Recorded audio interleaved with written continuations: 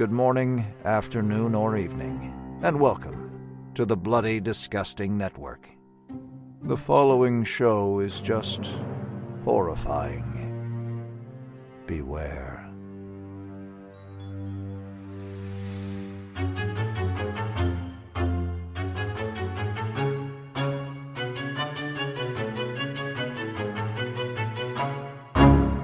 You're obsessed with her, and you're obsessed with her daughter! All right, easy, Geraldo.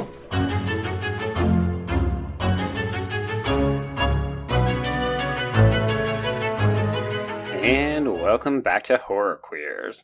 We're talking about what should be an all-female cast.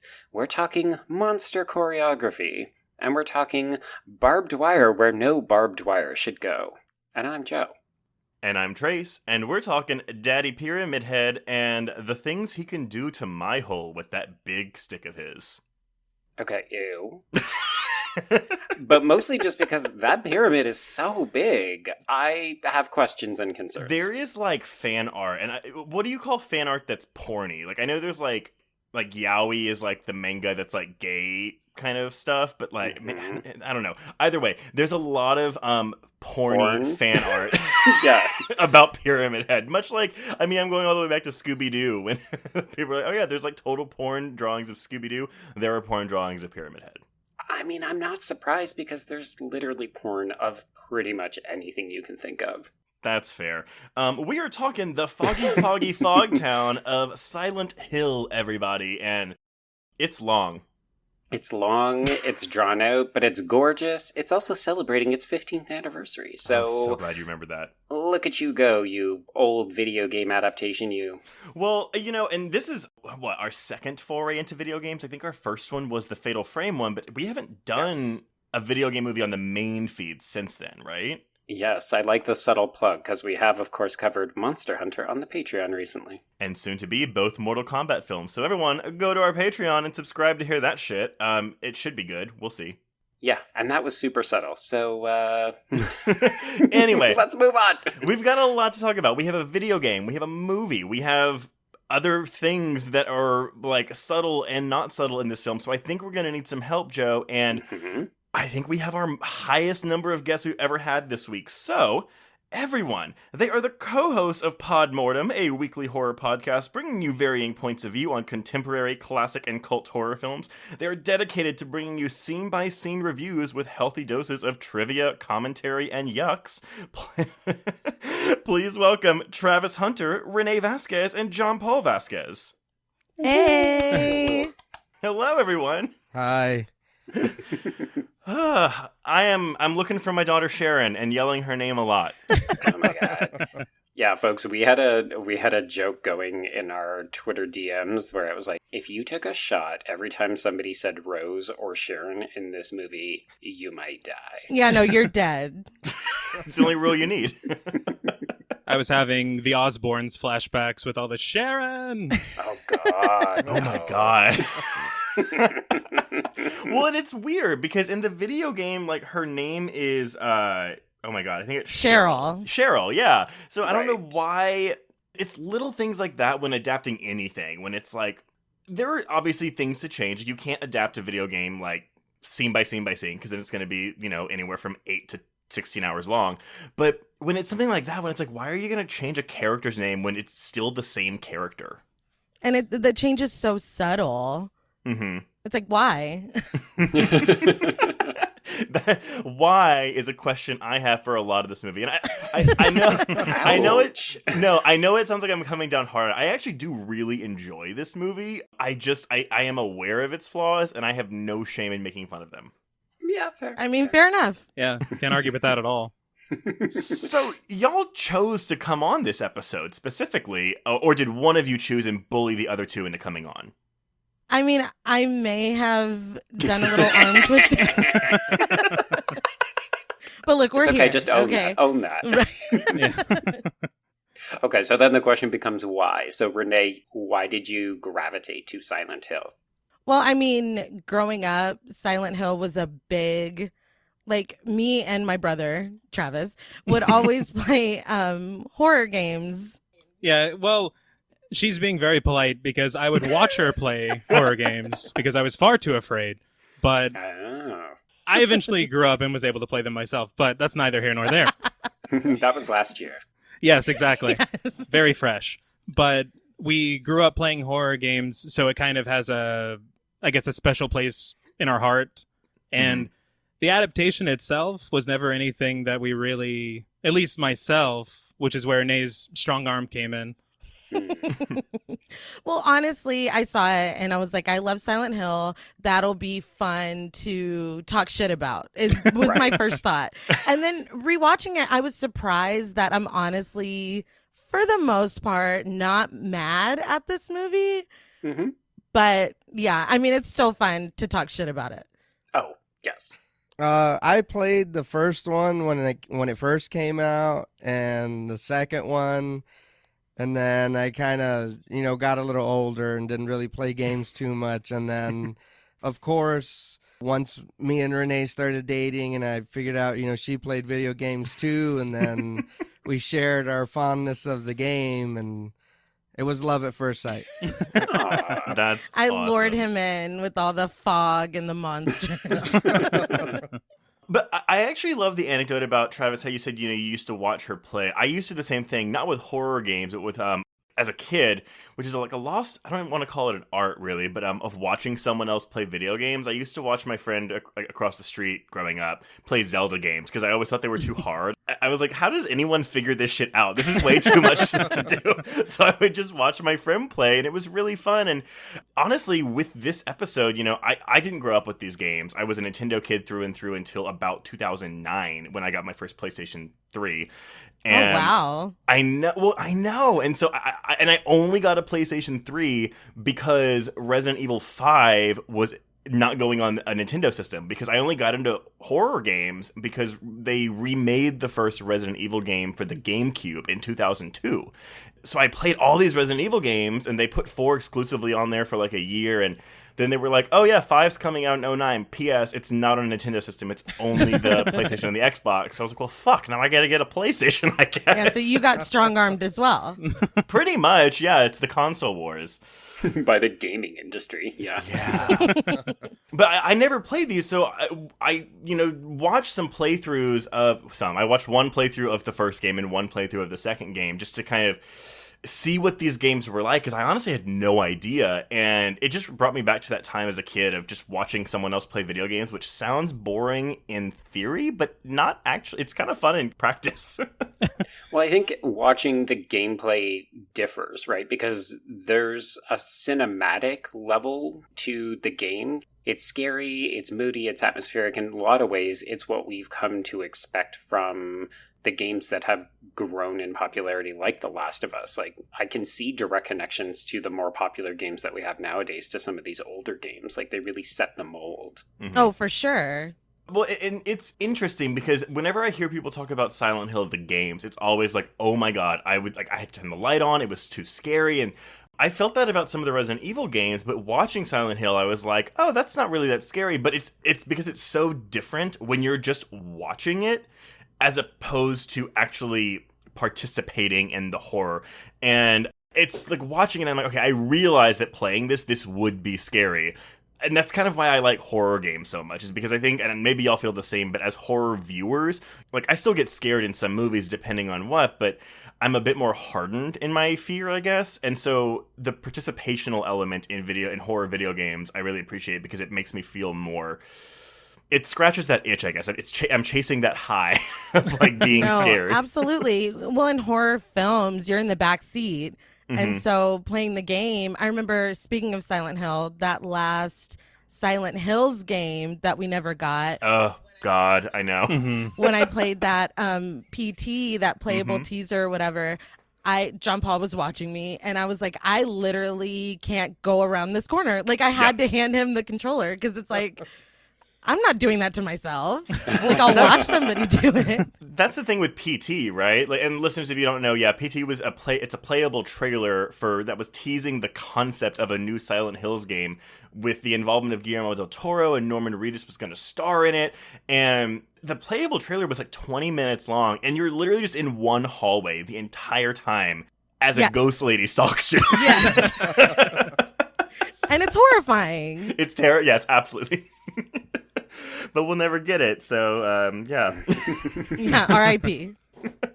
Well, I'm kind of surprised that the games were so popular and then they just kind of fell off. Like, I think that this property is ripe for another adaptation or a new entry in the game franchise because it seemed like there was a lot of goodwill towards it. It had nothing to do with sales. I do believe that there's something with Konami. There was an issue there. And I think that they've just, like, essentially given up on the franchise. Good for them. Okay. Look the other way from a cash cow. I think they had said they wanted to move towards mobile gaming, but I don't know. I mean, I'm sure there's a lot of games, you pay to win, and that's kind of what they want to cash in on. That actually makes a little sense because, if you look at the chronology of the games, there's 8 main entries, like, for consoles, but there's a bunch of mobile games that started coming out at the late 2000s, early 2010s.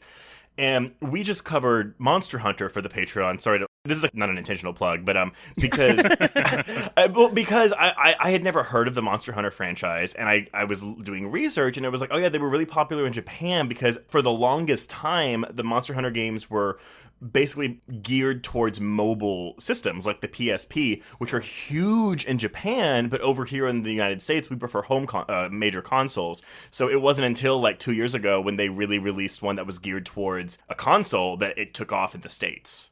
So if Silent Hill is if they were trying to do more mobile stuff, that would make sense, but that means they're really focusing on the Japanese market and not the American market. Mm-hmm. And I feel like it's a lot easier to monetize as well. Oh, Yes. definitely. Yeah. Not to make it all about money or anything, but What? Money? yeah, what's that? What's I've never heard of that. Before I go into any production, though, what is y'all's relationship with the film? So we went over the games. When did y'all first see this film? I think I first saw it actually when it came out. I think so, yeah. Interestingly, I remember being told that it was awful, and for some reason, that inspires me to want to watch a movie. I don't. That's fair. And so I watched it, and oddly, I was quite bored by it the first time I saw it, but rewatching it this week for us to talk about today, I was genuinely surprised by how much I liked it.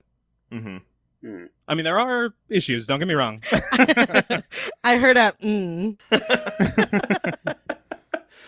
Oh, man. I saw this movie on a date. I was in high school when this came out, and I just remember the guy that I saw it with, we looked at each other, like, somewhere in the middle of the climax, and we're just like, no, I'm sorry. It was during the exposition monologue that Alessa gives for 10 minutes. We looked at each other, like, halfway through in the theater, and we're like, what? Yeah, there's a lot of what the fuckery that goes on in this movie. Like, I had no relationship to the game. I only knew about this film because I was a big fan of Christophe Gans, and I liked Rhoda Mitchell from Pitch Black. So I was like, oh, this looks spooky. It looks good. I'll go and check it out. And then, yeah, you're like, oh, I'm settling in for 2 hours of mostly fogginess with a strangely all-female cast, which at the time felt like a very big novelty in Hollywood films. And then also, yeah, just the back half of this film where you're like, I'm exhausted. I don't know what the fuck is going on. Why are there all these burnt children? I'm confused. I feel like that's an excellent point because, first of all, this film does not need to be 2 hours long. And secondly, I feel like somebody who has no relationship with the game would be like, what the fuck is going on? Yes. Because it just goes off the rails after a certain point. Well, and, and that's why I'm glad that I at least watched, especially the first game, because this film takes the plot of the first game and incorporates, it's mostly that until they change the third act, basically. Mm. And then they take elements of the second, third, and fourth games, mostly the second game, because the second game is the one that introduces Pyramid Head and has a lot of the franchise's most iconic monsters and imagery. But given the subject matter of the second game, there's issues there with bringing it into this film. And that might be a good segue into kind of what we're dealing with here. Because the game is very abstract. Like, it's very Lynchian. Like, I guess I took a lot of inspiration from David Lynch, and where it's like, oh, this is very psychological, where all this is representative of the interior of a character's head and their mind and all this stuff. And so when I was doing research on, like, what certain monsters represented and blah, blah, blah, I was like, who the fuck took the time to figure this out, because the game does not explain this stuff to you. Well, I think that would be Roger Avary, right? Well, no. Gaming in 1999 to the early 2000s was a little bit different, and you know, there weren't strategy guides coming out, there wasn't the internet, you had to do everything on your own, you talked with friends, and so a lot of these interpretations of creatures were, like, discussed by people as they were playing them. But then eventually Konami, or maybe someone official involved with the games, released a book that basically had input from staff from all the games. It said, oh yeah, this means this means this, this means this. But they're not going to spell it out for you because, or imagine something like anything Lynch does, where it's all up to interpretation. Right. So, okay, Silent Hill. It's a survival horror video game for the PlayStation, published by Konami in 1999. The fog was actually a construct of technological limitations. It wasn't a deliberate thing to be like, oh yeah, we're going to make this town foggy. To mitigate the limitations of the console hardware, the developers liberally used fog and darkness to muddle the graphics, because you can only, I guess, have so much on screen at one time. So that's why in Silent Hill, the game, if it's in the fog world, there's fog hiding everything. And when you're in the other world, it's darkness and you just have your candle, your flashlight lighting things. That just sounds savvy to me. It's like, Yeah. you know what? We recognize our limitations. Like, we're leaning into the limitations. Like, I love it. Yeah. Yeah. Well, and that's the thing, too. Like, I feel like the fog world is this franchise's trademark aesthetic. And so it's like, oh, it wasn't even intentional. They just did it because they had to. Love that for them. So yeah, the whole like ash falling into town and like the coal fire or whatever, that is a movie construct. There is like snow falling in the foggy town in the first game, but it's none of this. Avary, the screenwriter, took the town of Centralia, Pennsylvania, a town where coal deposits from the local mine caught fire and released toxic gases into the town, created sinkholes, and when the abandoned mine shafts and coal seemed to collapse, and it became an abandoned town. So he was like, that's a cool idea, we'll explain that. I think that's the big not failing, but an issue I have with the movie is that it tries to over-explain things, but in the process makes things more confusing. 100%. So yeah, the team introduced a fear of the unknown as a psychological type of horror. The plot in the game was intentionally made vague and occasionally contradictory to leave its true meaning in the dark and to make players reflect upon unexplained parts. The director of the game didn't have much experience of horror movies, but was interested in UFOs, the occult, and David Lynch. The game received positive reviews from critics upon its release and was commercially successful. It's considered a defining title in the survival horror genre, along with games like Alone in the Dark for PC in 1992, Doom for MS-DOS in 1993. Oh, sweet Jesus. Wow. Yeah, blast in the past, right?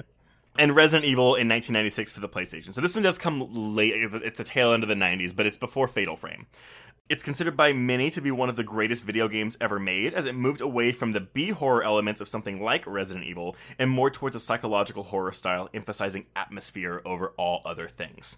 That just sounds super catty, like, oh, well, it didn't do what these other games did, so it's like a classic of the genre. It's like, oh, okay, are we talking about like prestige or elevated horror games? Shut up.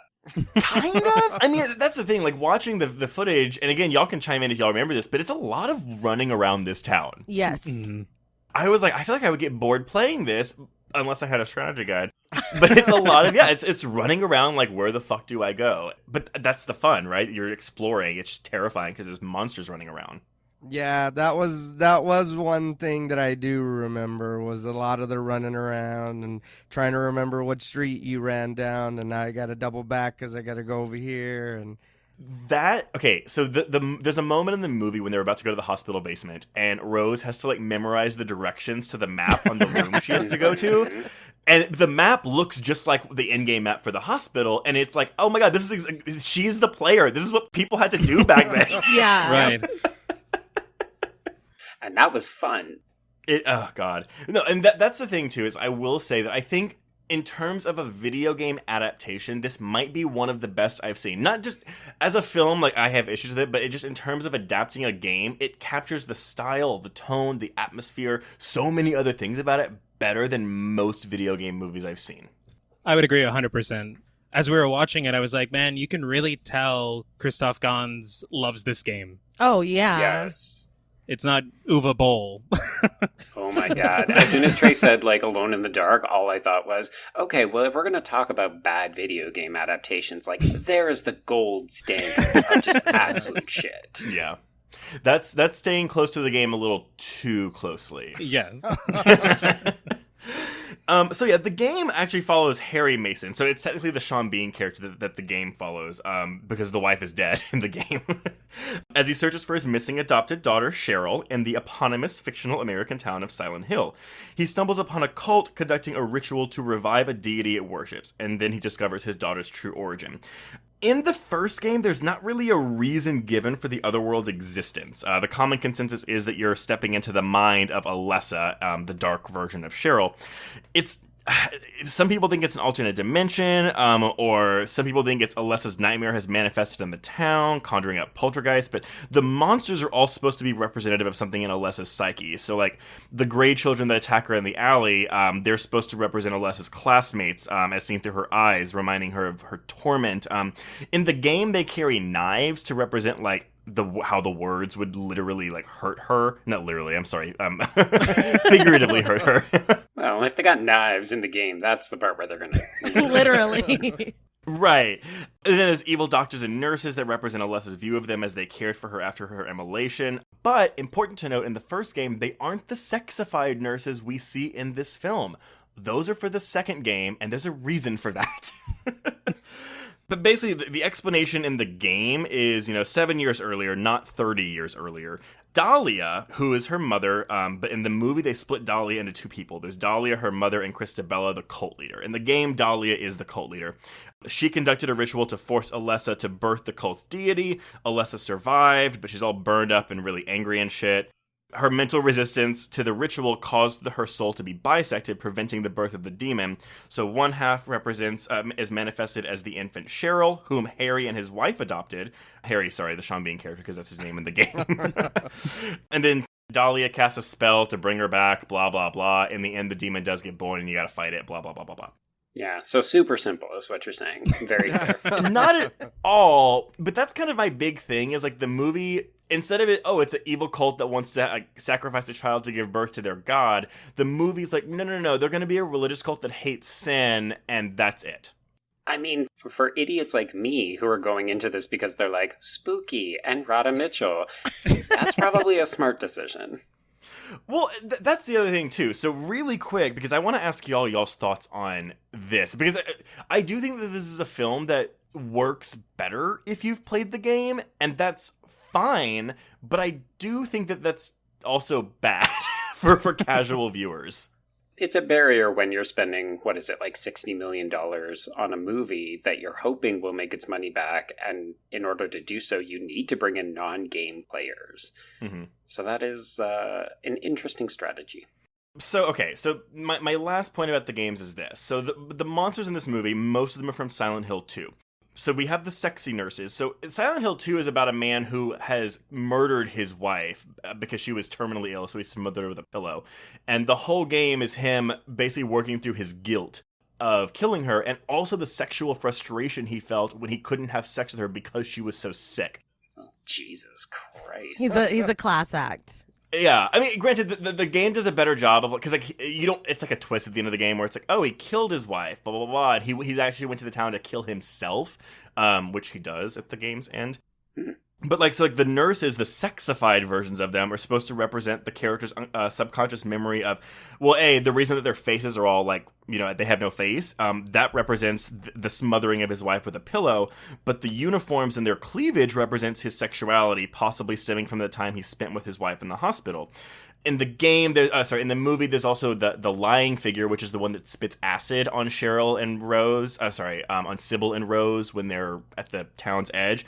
That's supposed to be like, it's people like that he sees like in straitjackets in the hospital, things like that. Pyramid Head himself represents the main character's guilt and inner torment over killing his wife, so he's constantly punishing himself, which is embodied by Pyramid Head constantly trying to kill him. That all works. If you know that from the games, you're like, so we're applying all this sexual frustration, wife-killing guilt to a 9-year-old girl. I don't say what the problem is. I mean, I think that's why we get in this whole like janitor molester thing, right? Yeah, definitely. Mm-hmm. They had to find a way to explain it away Yeah, somehow. some kind of surrogacy. Because otherwise the nurses are sexy for no reason. Well, that's what I was going to ask, though. So, there's a reason that these things are like this in the games. And so while I do agree, and we all seem to agree, that the film does embody the game's like atmosphere and tone very well, I also feel like it kind of misses the point when it's like, okay, well, like you're just cafeteria picking these monsters because they're iconic, but you're completely ignoring why they exist in the first place. So the movie kind of has this sense of, oh, it's just a town of monsters that don't really mean anything. So I feel like it kind of loses that deeper meaning that the games have. I would agree. The way I thought of it as I was watching it was, it's this guy's love letter to the game, and much like a lot of love letters, it's a little sloppy at times. I mean, that's fair. I feel like with any like video game adaptation, you have to walk that line. Like Joe said, you're going to need people that didn't play the game to come and watch the movie. But at the same time, if you change it enough to make it appealing to them, you're going to piss off the people that love the game. Mm-hmm. Yeah. So, I mean, it's not, I feel like he did his best. But you're right. It does undercut, all the symbolism. But I mean, poor guy. Yeah. I guess I'm thinking to myself, well, they could have just adapted the second game. That would have made sense, but whatever. No, you're right. Totally true. So yeah, with the movie, Christophe Gans actually attempted for 5 years to obtain film rights. So he actually started like in 1999 trying to get the rights for this game, which I guess is why they adapted the first one, because the second one hadn't come out yet. So during the process of trying to acquire these rights, 3 games had been released. He sent a video interview to Konami to them explaining his plans for adapting Silent Hill and how important the games are to him. They were so impressed they rewarded him the film rights. I think he filmed scenes from the game in his home to be like, look, this is what I want to do. And they were like, all right. Showed initiative. I can't fight that. Mm-hmm. So in 2004, which at this point 4 games in the franchise would have been released, Gans and screenwriter Roger Avary began writing the script. When the script was finished, a studio memo was sent to Gans and Avary that voiced concerns about the lack of a male presence in the film. Because... Yes, boo. Well, and it's like they went through all this trouble because, again, the first game's protagonists, both games' protagonists are men. So they actually made a conscious decision to make the main character in this film a woman, despite the fact that that wasn't in the game. And then the studio's like, we need a penis. Yeah, basically. And they added, if I may, a worthless penis. Mm-hmm. Because, we don't need him at all in this movie. And it wouldn't change anything. No, you could have a husband at the beginning and the end, and then you could just have Rose on the hunt for Sharon for the rest of the time. Absolutely. And that was the intention, I think. Yes, it was. But instead we end up with not 1 useless penis, but 2, because we also have Gucci, the cop who just drops exposition like they're dollar bills or something. And it's just like, what are these men doing? Every time somebody says, oh, well, the runtime of this film is egregious, why do they need it? It's like, they didn't. They had to add 10 minutes of these fucking men. Well, that's the thing, right? I feel like the combined runtime for Sean Bean scenes is probably around 15 minutes. Mm-hmm. And it's only there to provide exposition. That's the only reason this thing exists. So if you cut all that out, it cuts back on boring expository scenes, and you lose this character. Because I honestly feel like it cuts into the pacing, too. It's like we get this really intense scene with Rose and insert monster here, and then we got to go back and look at this fucker walk around town. Yeah, to the point where when we get to the plot, you'll see that I just kind of collapse references to Chris to be like, and Chris does this. Let's move on. So every time a scene of his popped up, I pretend like it was a TV show, and I called it Back to Bean. And so I just have a list of all of Bean's scenes. It's like the Back to Bean show. So yeah, that happens. Production began in April 2005, a year before the movie came out. It was filmed in Super 35 film format, except for the scenes in the darkness, which were filmed in high-definition video. So I actually like that he also changes film formats to establish a visual language between the two worlds. But it was also technical, because high-definition video cleanly captures light better, and they can digitally manipulate it better in post-production. Yeah, which I think is really important in this film, because we're doing a lot of FX work. It's a lot. It's a lot of effects work. To maintain the feel of the games, they actually brought in the sound designer from the game, Akira Yamaoka. They flew him to set several times.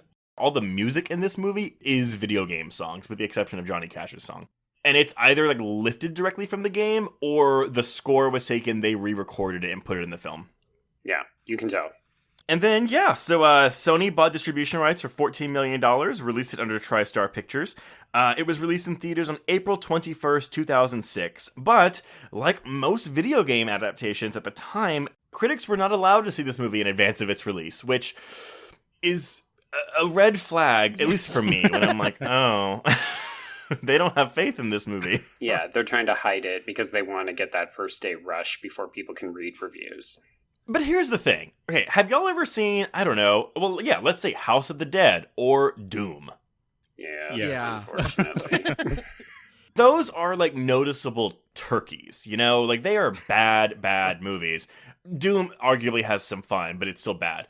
This movie, while it's muddled in a lot of things, there is an artistry here that I'm like, how are critics so quick to dismiss this when it's like, okay, but there's talent here? A lot of my issues with this film are purely on a script level. Yes, and if you happen to look at the special featurettes on any of the discs, you'll see that Roger Avary is only involved in a couple of them, but he often talks about trying to capture the spirit of the game. And I think in that case, he's actually doing a pretty good job. He definitely does go back to the same wheelhouse a little too often, but like, not unlike a lot of other video game films, you can see how they're doing boss level fights, but there's way more artistry here. And I think if you're a critic and you're dismissing what Gans is bringing to the table, then A, you haven't seen the sequel, and B, I think you're just overlooking the absolute artistry and craft that goes into making this world. I would totally agree with that. I feel like, I don't want to say the word snooty, but I will say I feel like a lot of critics are like, oh, it's based on a video game, fuck that movie, which is not fair. Right from the beginning. Yeah. Right? You'd mentioned, too, that you were like, oh, I thought it was boring the first time I saw it. I had someone reach out to me last night and was like, my date and I walked out of the theater because we were so bored. Oh, Jesus. And he's like, is it worth finishing? And I was like, yes? Like, I have seen some boring. I can understand, like, okay, move the plot along, whatever. It's 2 hours and 5 minutes long. But I'm also like, you were so bored that you walked out of the theater? Like, you didn't even want to try to figure out what was going on? Because that's honestly what kept me glued in my seat. I was like, what's going on? Yes. Well, and particularly, you know, the end of the film, there's going to be a payoff. Like, you're going to get some kind of FX monster production. So, if nothing else, I just find by the time we get to Alessa's exposition dump, that's where I'm kind of like, okay, I don't know that I need to know all of this. Can we just kill some people? But then we get the payoff at the end, and it actually makes it all worth it. Yeah. Yeah. The barbed wire set piece is a thing of beauty. Mm-hmm. So yeah, this earns $20 million opening weekend, opening in the number 1 slot. It was a bad weekend though. Like the other new releases were American Dreams, the Mandy Moore like American Idol satire. Yikes. Which was like open in number 8, and then the Sentinel, it's like Ava Longoria, I want to say Michael Douglas and Jesse. No, I don't know. Bad. Nothing. No one remembers anything. So memorable, we can't remember who's in it. Yeah. But it has a budget of $50 million, which I'm just like, holy shit, a studio gave this weird-ass, gory, R-rated movie a $50 million budget. Yeah.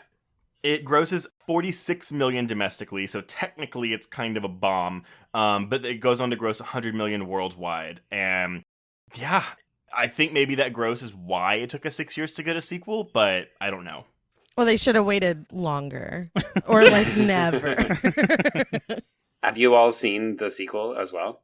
Yes, yeah. We don't talk about that. Okay. Joe and I both watched it in the past 24 hours just to, like, compare. My condolences. It's, the sequel is 30 minutes shorter and feels 3 hours longer. Yeah, it also feels like a music video, which, like, I don't mean in a good way, unfortunately. But yeah, I mean, that's really it. I mean, I apologize for the lengthy explanation there, but I feel like, again, like diving into this world this past week has been really fun and enlightening for me. So I had to share some of my joy with that. That's fair. That's fair. All right, so let's kick off the plot. So we begin with a opening scene that introduces this family. We've got sleepwalking adopted daughter Sharon, who is played by Jodelle Ferdlin, and I like her. She's grown up to become a relatively good actress. Yay. Wait, is she doing things now? She was on a sci-fi show a couple years ago. Oh, Fuck, okay. Of course, I can't remember the name, but it was like a space show where she played like a child stowaway who was a genius, and I was like, she's still good. She's still got it. I always get her confused with Davy Chase from The Ring. Yes, yeah. I mean, it's girls with long dark hair that gets in their face. That are all evil and shit. Yeah.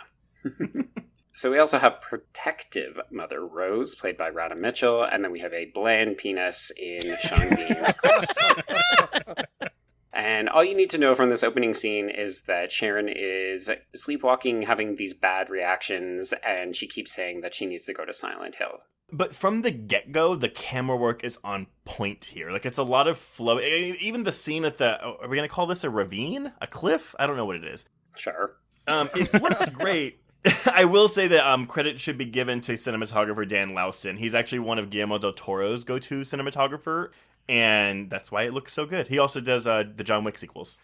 Interesting. Right. I mean, it definitely makes sense that a lot of people have worked with Del Toro because this was shot in Toronto, which is where Del Toro has shot a bunch of his movies. So, yeah, because the production designer is also the same as Shape of Water. Right. Okay, that makes sense because this guy also shot Shape of Water. Mm-hmm. I think it's important if you're looking for symbolism early in this film. As you mentioned, Trace, we do get this scene at a ravine. And of course, later when they get to Silent Hill, they find they can't leave because they are stuck by a cliff and an abyss. And then there's also a church very well positioned in the background of this, which suggests, hey, we're about to go into like scary religious territory. I thought that was so weird when I saw the cross in the background. I was like, why is that? Did they not want to get rid of that in post-production? Like they didn't want to erase it? But that makes more sense. Yeah, that's good. Yes, they just didn't want to get rid of it. Well, because it's like this dark skyline, but then you have this fucking light up cross in the background. I was like, that's weird. Yeah, you What see could it. that mean? It's just there. Everyone is like, is that supposed to be there? I did want to say that while it is visually impressive, the not so subtle Sharon screaming Silent Hill over and over. Okay, Jodelle Ferdlin is a good actress, but it's just, every time I've seen this movie, she's like, Silent Hill! Silent Hill! It doesn't sound good. That's a great. It's hard to make that scary and or compelling. You're like, okay, we get it. Maybe just stick to the drawings.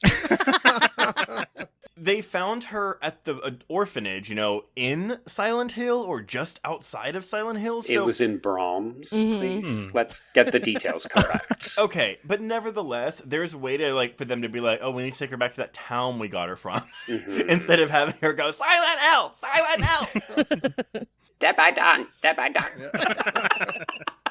Yeah, so basically we are headed to Silent Hill. Walking Penis is not having it, so Rose is like, well, fuck you. I'm gonna take her and we're gonna run away. Which immediately I'm like, no, lady, that is how you get Amber Alerts. Like, it's no wonder you get stopped by Officer Sexpot Sybil Bennett, played by the wonderful Laurie Holden.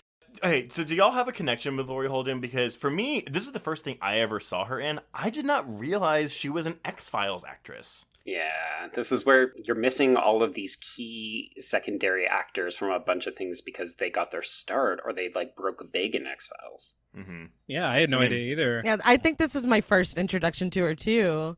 It's got to be close to The Mist. Yeah, I was. It's you're this right. and The Mist, and then the 3 seasons she's in The Walking Dead. That's yeah. right. Destroy her character. Yes, exactly.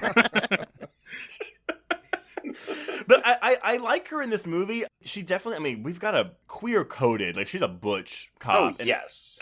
Yes. Which is probably why we have it on the schedule.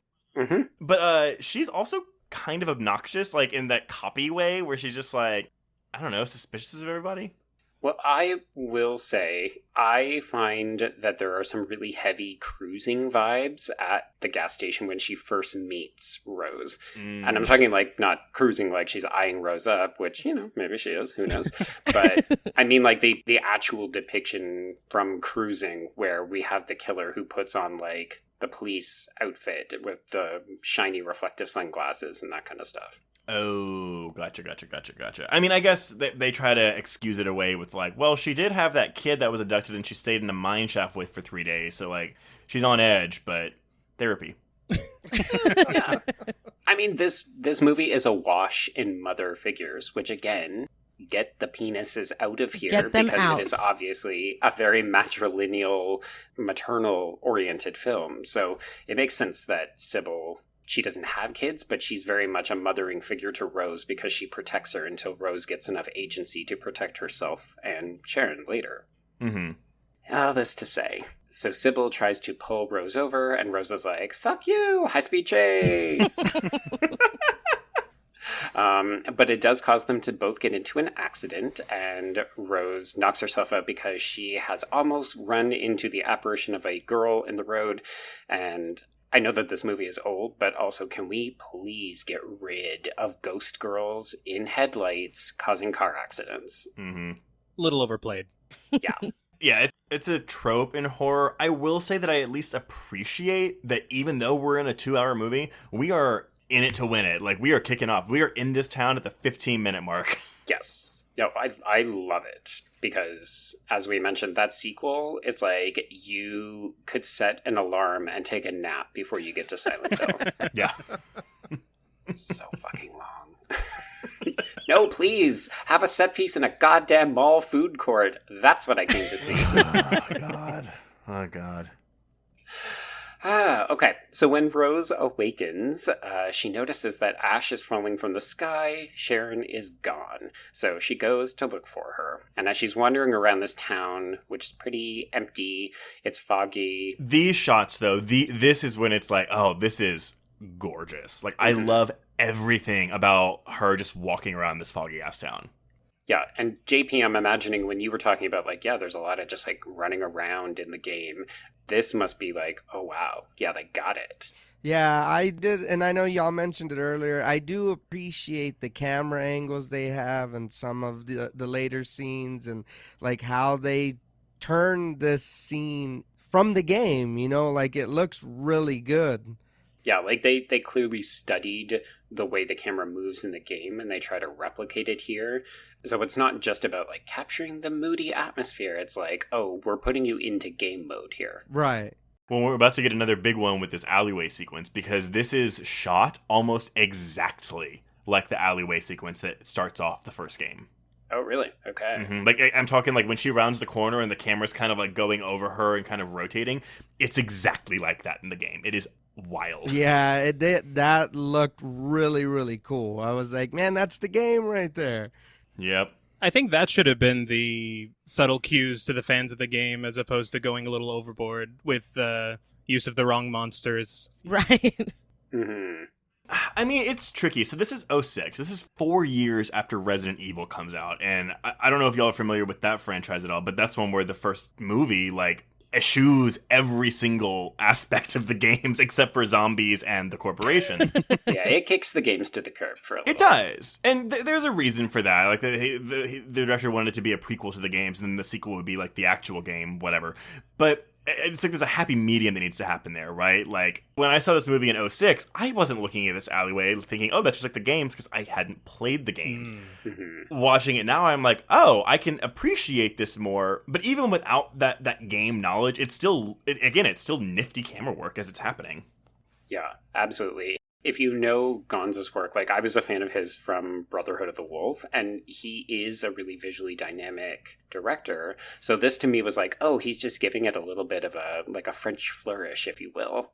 Kind of making, I don't know, like not a rote scene, but something that we've seen a million times before. It felt like he was trying to do it differently. And now I'm like, oh, he was doing it differently because he was evoking the game. Yes.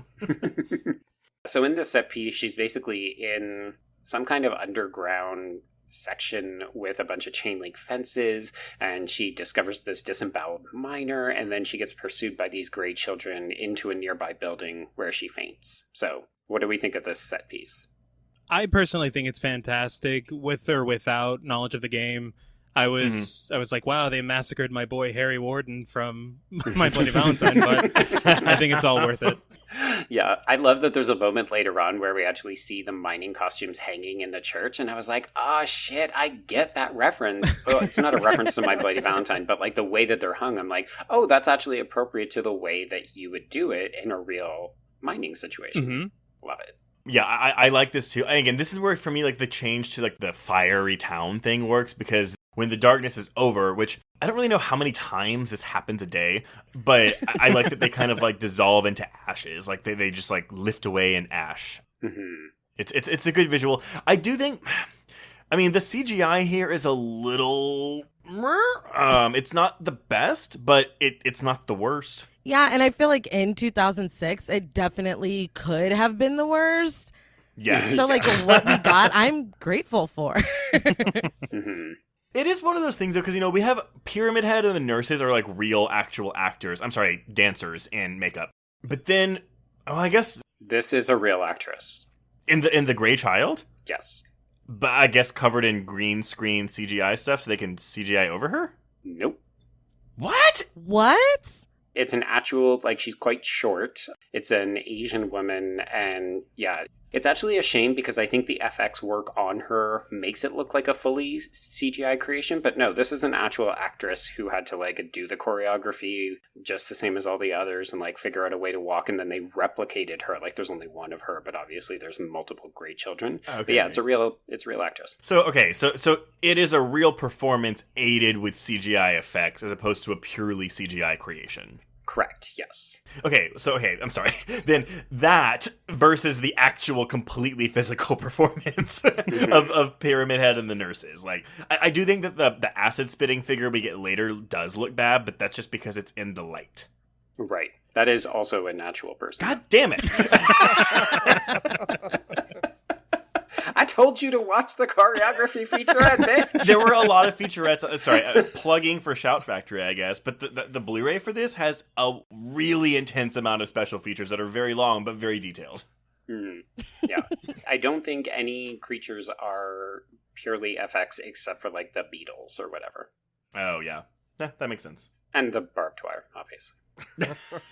They didn't really send out barbed wire on that set? I hope not. They were like, abracadabra, let's make this barbed wire dance.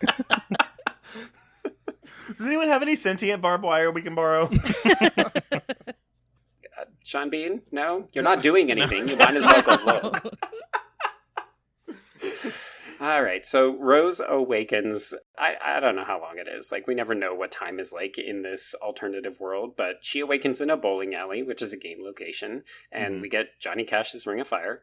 It's like the one question mark I have now that I've done all the research. I'm like, I don't know why. So it's a location in the second game, but yes.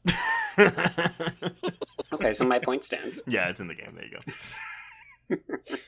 Okay, so she gets up. She's like, cool, I'm still safe. I have no idea what's fucking going on. So she does go back to the car at this point. This is where she realizes she's now trapped in the town because there's an abyss. And we're introduced to Dahlia, who is played by Deborah Kara Unger. And she looks a mess. She looks like a literal Halloween witch. And Rose is just like, oh, hey, like, it's like, why are you not screaming? That was my problem, is that she's just like, oh, excuse me, miss. You're absolutely normal. It's like, no. You look like an employee of Halloween Town with that hair. Can I ask you for directions? Well, yeah, her wig is... It's a lot. It looks like a wig.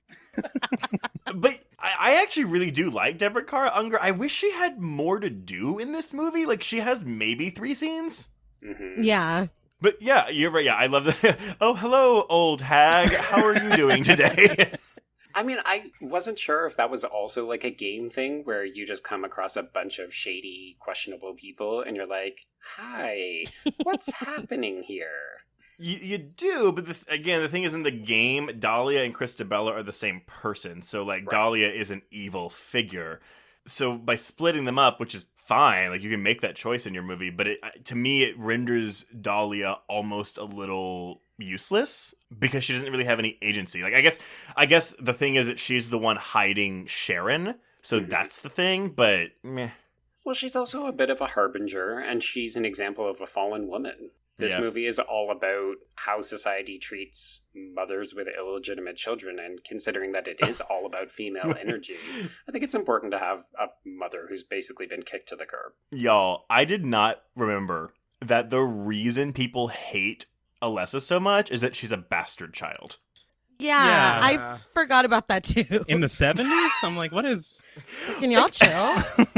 I think maybe that was the reason, like, oh yeah, it's the 70s. People, a religious cult would do this. But it's also like small town America. Like, you're not on this island in the middle of nowhere with your fake religion.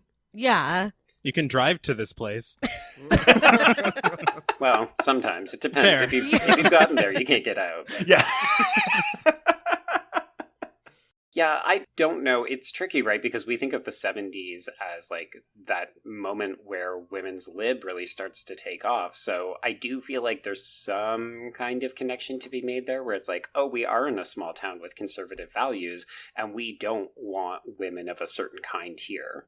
Not in our backyard kind of deal. Mm-hmm. But run by a woman, too. Well, yeah. I mean, just because you're a woman doesn't mean you can't be an asshole. Yeah. Amen to that. Okay, so we get a brief, very pointless couple of scenes. I'm just going to like allied them together. Please. With Chris at the gas station, and he meets up with Officer Thomas Gucci, played by Kim Coates. Yeah, I did not, literally until I was doing my cheat sheet for this episode, I was like, holy shit! It's that guy from Sons of Anarchy. Yeah. And I definitely said that name wrong. It's Kim Coates. Can we talk Talk about about Gucci, yes. Yes. Gucci. I mean, it's a word that It's a exists. choice. I guess. His partner, Steve Armani, is on administrative leave. I was gonna say, you can't name someone Gucci just on a whim. No. We're gonna have certain thoughts about I mean, that. okay, but see, here's the thing. I'm assuming before the studio note, this character was not in this movie, right? Mhm. I think so. So maybe it's like they had like a day to write man into this script, and they were like, "What's the name?" They Kaiser Soze'd it, where it's like he just saw a Gucci bag, Or maybe it's like a fuck you. Yeah. Like, I mean, you want a man here. His name's Gucci. like production studio. I'm gonna tank your fucking movie. I'm gonna put all this shitty shit into it, and people are gonna hate it. It's like, oh, you want male characters? Well, fine. I'm going to put one of the most high-profile queer men names into this movie for one of two male characters. And the other character is Walking Penis. And they're both going to be useless. Oh my god, Yeah. so useless. I will not beat this dead horse, but yes, I'm going to beat this dead horse.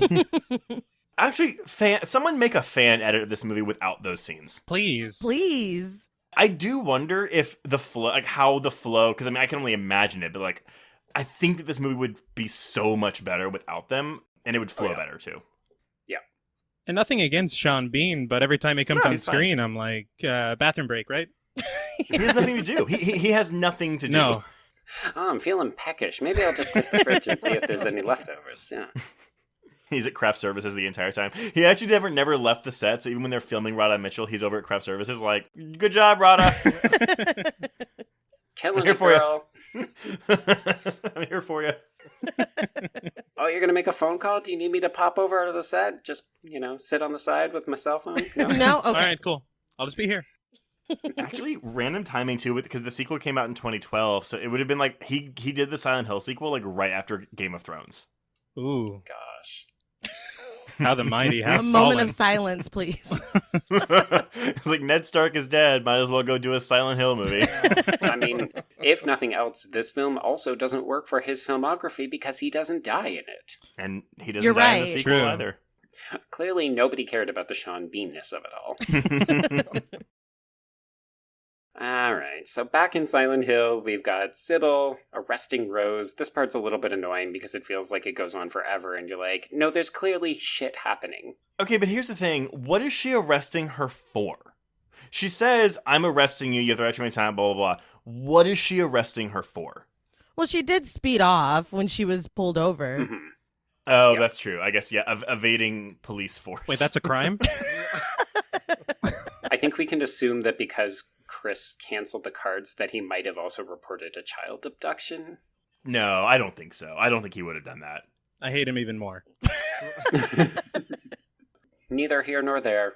Sybil doesn't believe anything that Rose is saying, but obviously it produces some static, and then we get this disfigured creature. Yes, so the static is actually an homage to the games too. In the second game, whenever you were around a creature, you would have static that would play, because there's no soundtrack in the game. I'm sorry, there's no music that plays like in like the actual like playing section of the games. Mm-hmm.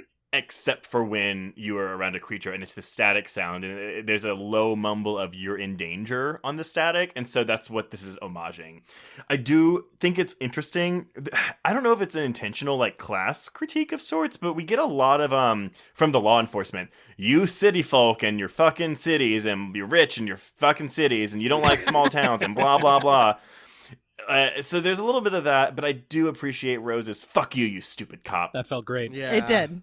It plays exceedingly well in 2021, doesn't it? Absolutely. I mean, like, Sybil Bennett is introduced as an antagonist in these moments. Like, we're definitely designed to hate her regardless of how we feel about police. And then, I think just more so in the cultural moment, we're like, oh, you're just arresting people willy-nilly. Yeah, I really don't like you. And she does mean well. And, like, she eventually becomes... I mean, that's something I can appreciate. Whether it's the writing or Holden's performances, you do start off hating her. But by the time she dies, you really care for her. Yeah, she's the MVP. She literally becomes my favorite character. Yeah. And I don't know how she did that. It's amazing. That is good acting. That's what that's called.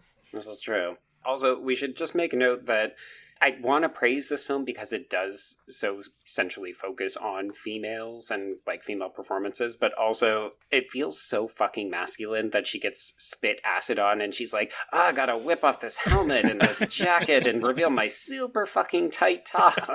Oh, yeah, that is not departmental issue. Yeah, that is against that is regulation. like custom made. She got that at Spirit, I think. I was going to say, it's Party City.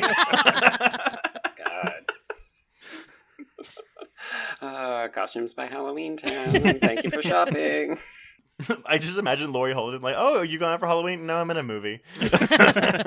Can we make these pants tighter? Yes. Can we make them more pleather? I love it. I love it. I mean, she looks fucking amazing. Oh, like, yeah. I can only imagine lesbians looking at this and being like, hello and thank you. Sorry, lesbians and bisexuals. Yes. There we go. The people who appreciate the female figure. There we go. Yes. I appreciate her butchy dyke haircut. Fantastic.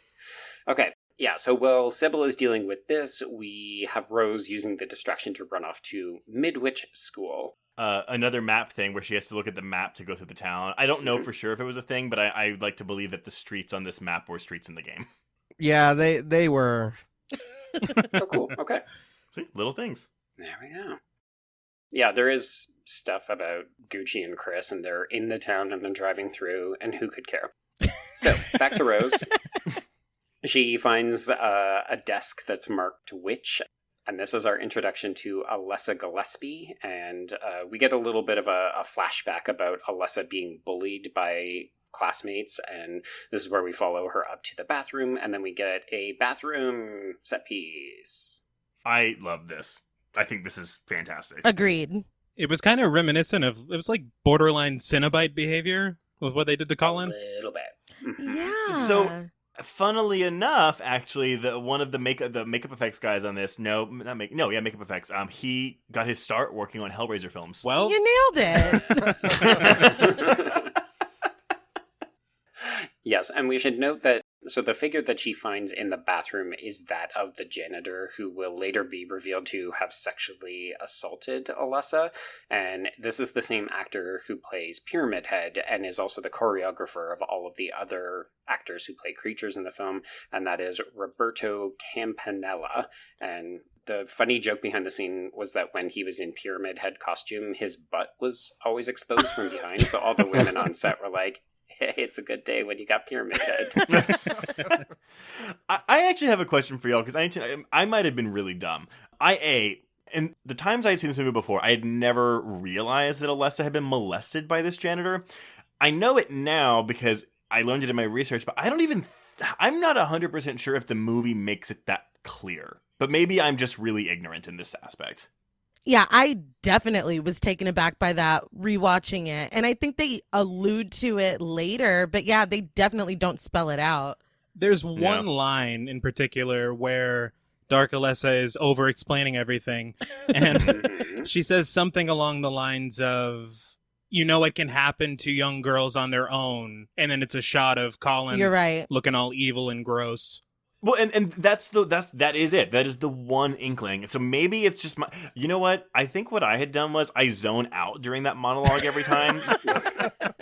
Because it does go on for a full 10 minutes. It is a 10-minute expositional monologue. It's a lot. And I've never, like, until this viewing been like, oh, fuck, she was molested. And then there's a whole thing about, oh, like, I guess victim blaming because it apparently makes her more evil that she was molested. It's awful.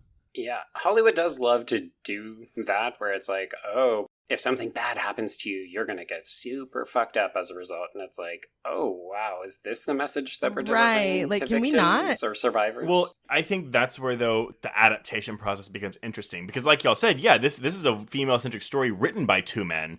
Mm-hmm. And the molestation subplot is also unique to the film. The janitor character and creature is unique to the film, but why are we now adding in a molestation subplot? You know? Yeah. I don't think it's necessary. No. No, I don't think it contributes anything except to make it... Basically, there was just no escape for this poor girl. So if nothing else, it makes her a figure worthy of sympathy. And it's interesting because when we get to the end and we get that lengthy exposition about why all of this had to happen, we learned that it wasn't really Alessa who does all of this, right? It's like she merged with a demon, and the demon builds on her dark impulses. So really, she's still a sympathetic figure. What do y'all... Because again, this is where we can open up to interpretation. Do y'all think this is... Because I'm unclear. Is it a demon, or is it like just her rage manifested into some ghost thing? Which honestly brings up J-horror for me. It never... Like, I never really know if the entity... I don't know. Like, it, again, but that's intentional on the film's part because the games are the same way. Right. Well, I mean, rewatching it this time, she's like, I go by many names or whatever. I'm like, is she fucking like Pennywise? Like, what are we Pazuzu. talking about? She's like, I know it's been 30 years since this all happened, but I got to step out at around the 27-year mark and just, hop on over. That's actually why she goes on for 10 minutes. She's like, oh my God, I haven't talked to anyone for 30 fucking years. Let me tell you my entire story. Girl, I have got gossip. I've got tea. All the tea. Sit down. We're going to have a kiki. But sit down. She didn't even make her sit down. She's like, you're going to stand with this entire fucking speech because I deserve it. I see her as a bit of a demon, but that's also just because Christabella says if you want to survive this, you have to go into the demon's lair and like look her in the eye. Yeah. But they were also very dramatic. Yeah, are you delivering an understatement of the Right. century? They're very extra. Very extra. Very. Indeed. Okay, so we're still in this bathroom sequence. I think the thing that I like the most is that because Rose is not knocking herself unconscious, we actually get to see the deconstruction of the room as we go into the darkness. And I just think the production design really starts to shine in this particular scene. And this CGI too, as the room dissolves, is that the word we want to use? Melts away, flakes away, is really, really good. I'm like, flake of room. Yeah. I said disintegration because I love The Cure, but Yes. I just feel like even 15 years on, this looks incredible. Yeah, I think for the production, they said that for these kinds of scenes, they would end up having 4 different rooms or 4 different versions of it. So for the flashbacks, it would be pristine and new. And then they would have it for like, oh, it's run down because it's 30 years later. And then they would have it in like halfway disintegration and then fully deconstructed. That's incredible. I mean, that's where the budget went, right? The budget went to all these effects. I would have to imagine so. But also the scope. They apparently had 125 sets. Jesus. Holy shit. Damn. Yeah, but like they also filmed this in a real town an hour outside of Toronto. So like the exteriors and stuff, like all the buildings are real, but they would reframe the walls and like set them up so that they could pull them apart and like get Gans's camera in and that kind of stuff. But the church is 100% built and constructed in the studio. Gotcha. Yeah, they also built a fake road. But then for the fog, though, it's like when she's walking, because obviously they're not putting this fog, like it's not real fog, right? Like the fog is CGI. The fog is CGI, but the ash on the ground is real. Got it. Okay.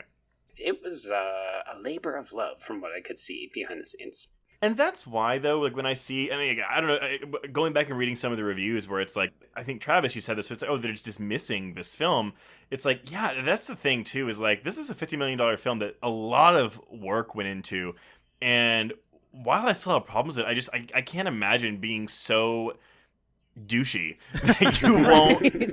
that you won't like even admire that. Like to give this like I think Entertainment Weekly gave this a D+, and it's like, how do you like look at this and see a D+? I don't know. Even if you just single out the cinematography and the visuals, it's don't be a prick. Yeah.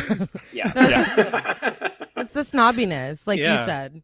Yeah, for sure.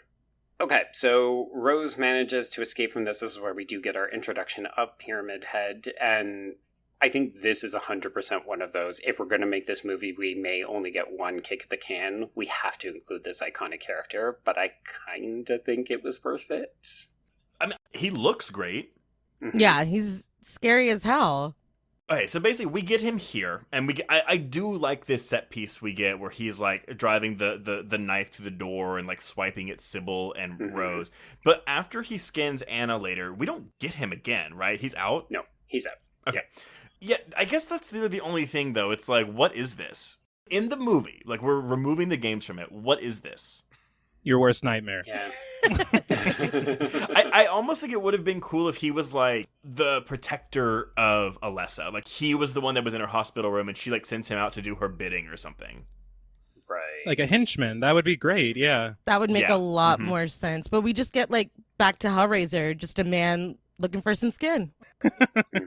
Well, and that's I think is whenever we have Christabel, it's the demon in the basement. I'm like, oh, so Pyramid Head. Like I think it's almost like he's built up to be the big bad, but he's not. No. He's just there. But you're right, Joe. I like that. I think it all looks great and it's set up really well. I think it's just because he's such a striking figure that we expect, oh, this must be a top level boss, and instead it's like, oh, it's a weird J-horror kind of demon girl. Not what I was expecting. But also, I do love that you're like, well, what is Pyramid Head's backstory? So what you're saying is you want another 10-minute exposition. I mean, look, they've already got that much exposition. They could throw in 2 lines about, also, I had this doll that looked like a man with a pyramid head. Oh, yeah, that's him right over there. Oh, pyramid doll? Yeah. I didn't have any toys to play with, so I actually just gave him a butter knife that I used for my steaks that I ate, and that's also why. But it was bigger than the doll, so that's why it's so big. Oh my God. She got steak. I'm going to say this gently. Don't go into screenwriting. I mean, again, I wouldn't put dialogue like that out of this film because the dialogue, granted, it's worse than the sequel by far, but it's still God. Like a bit on the nose in this film. But it's fine. It's fine. There are times, yeah. What do y'all think about, because I think in terms of suspense and set pieces, I was kind of like, oh, they're in this terrible predicament, but they only get out because the time is up on the darkness. It's like, This is the second time in a row this has happened. I think it happens once more. So it's kind of one of those things, like, oh, I like the situation, but then it's deflated because, oh, time's up, everyone dissolves. Okay, we're moving on. Yeah, it's a little anticlimactic at every turn. Like, they should be shaking their fists, like, next time, but... I'll get you, kids. Yeah. And your little demon girl, too. It was a little weird, them, doing it over and over, but, I mean, it's Silent Hill. You know what I mean? It's gonna happen. Well, is that what happens in the game? Is it like there's intermittent periods of the darkness that descends? Or is it that you just have to survive to the next stage? It is that, but the monsters are still present in the fog world, too. Right. Okay.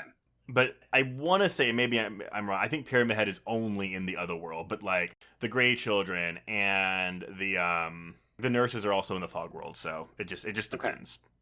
So, yes, so we have survived. This is where Sybil starts her redemption arc because she has saved Rose, because she's obviously clued in, hey, weird shit's happening.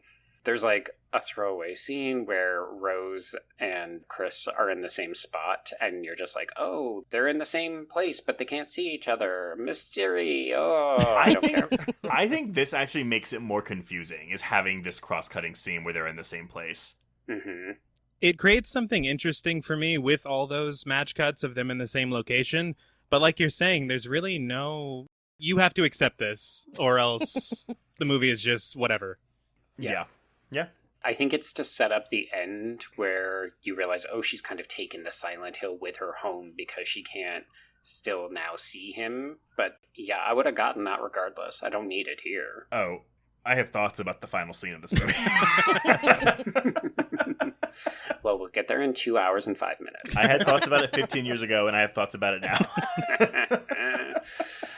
Okay, so let's move things along to the hotel, because our next clue that we pulled from the janitor's mouth in the bathroom sequence directs us to the hotel, and this is where we meet Anna, who is played by Tanya Allen, and basically she's a proxy introduction to this religious cult, because she's introduced literally stoning Dahlia, and then she's like, blah, blah, blah, elder, sacrifice, fire, brimstone shit.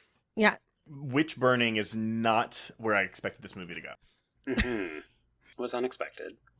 And this bitch with these rocks, because she's stoning her, and then later when they're all running for their lives, she stops and raises up a rock. Like, does she have a satchel of just stones? Mm-hmm. I'm like, what? She comes prepared. I mean, it's very confusing. It's like, if I see Dahlia, I swear to fucking God. And when they find her, they're just like, oh, hey, stop. Like, I'd be like, what the fuck are you doing? Like, what are you doing? I mean, also, she clearly doesn't give a shit. The darkness isn't that bad, because while she should be running her ass into that church for sanctuary, she's like, let me get 1 or 2 or 5 more rocks in here. Yeah, I love that, like, we're straight to rock territory. You know, I guess it's hard to grow produce in Silent Hill, so tomatoes are really expensive or something. And she's like, yeah, I just got a handful of rocks ready to go.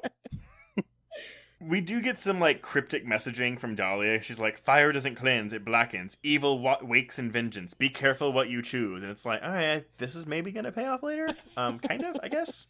Yeah, we're sort of confusing 2 scenes. So the hotel stuff is not even that detailed. It really only exists so that Rose can see that Alessa and Sharon look identical, and like we get a hint that there's some fire, and like we get the introduction of that painting that the doorway is hidden behind.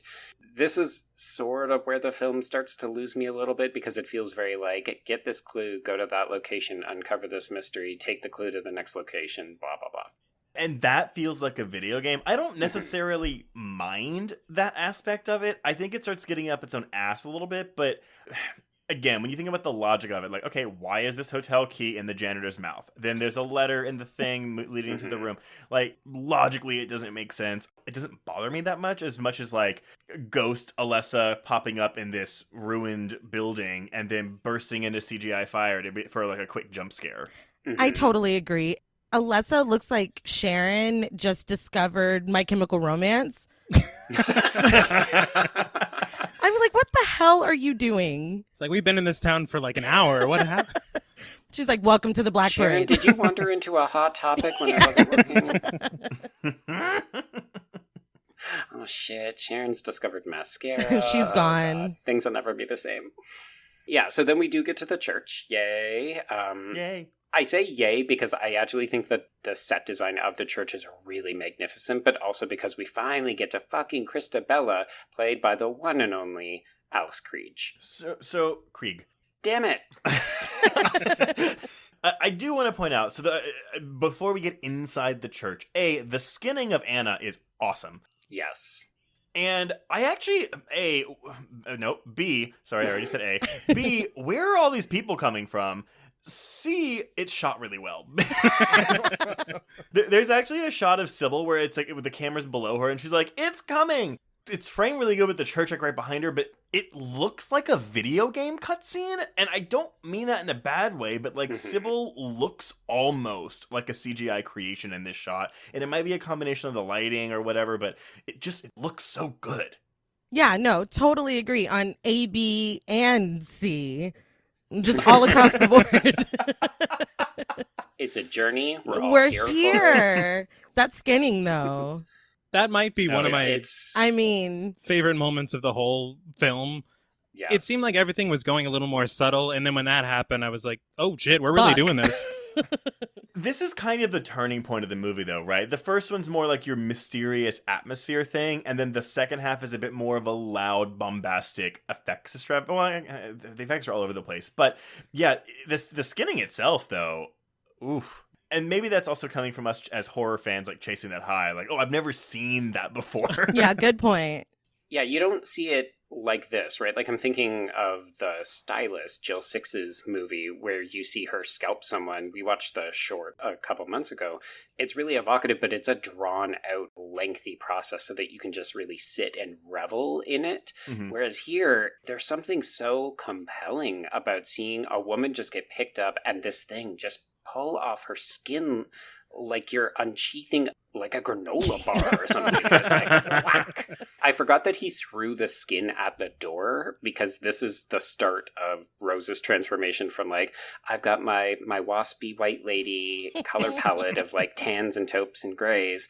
And then she just gets covered in blood splatter. And from here on out, it's like, how much blood can we throw on Rose? Mm-hmm. Yeah. Because she is red by Yes. the climactic showdown. Apparently, she didn't shower for the duration of the filming of this movie to, like, match, like, how dirty her character got as the film went on. Okay. That's commitment. Can you cite your source on that one? No, it's IMDb, so I couldn't tell you.